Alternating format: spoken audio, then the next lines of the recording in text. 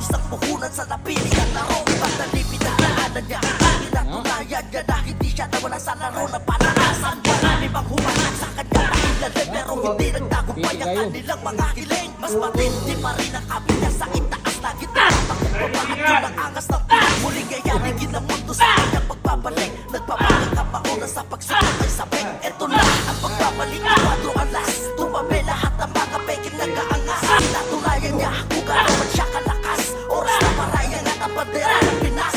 Hindi basta-basta ang kanyang pinagdaanan, kaya wag ang basta na siya ay pinaghinaan. Dilubyo ang balik ng kamaong umaapoy. Oras na marayang at bandera ng mga Pinoy. Oras na ng kanyang pagbabalik, kukulatin ang mundo at muling maghahasik. Hinubog na panahon, buuan mo sino pa kumarang sa harap na ay itataob. Walang tigil sa ensayo, may laban man o wala. Yan ang tunay na mandirigma, laging handa. Walang kinakatakutan kahit saan pang lugar. Papatayo ay buong loob pa rin siyang susugal. Yan ang tapang ng Pinoy, sa tugo ay may agibat. Talong tumatapang habang tumadami pa ang suka. Limitahan ang katapangan ay hindi mo masusukan. Panubarin ang salita lalo pag iyong kausap. Pero sa loob ng lona ay sadyang naiiba. Mapalit siya sa labas sa loob ay gumigiba. Muling yayanigin ang mundo sa kanyang pagbabalik. Nagbabagang kapauna sa pagsuntok ay sa break.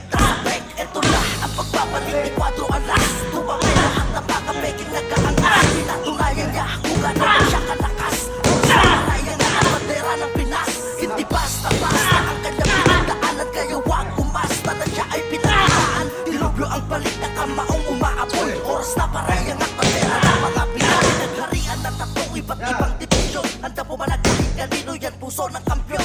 Sunod ba ng problema sa kanya taon-taon may ikarin. Bumuka pa sa pagsik ng leon. Saksi ang buong mundo sa kanya mga patunay, madaming napabilib sa ipinakitang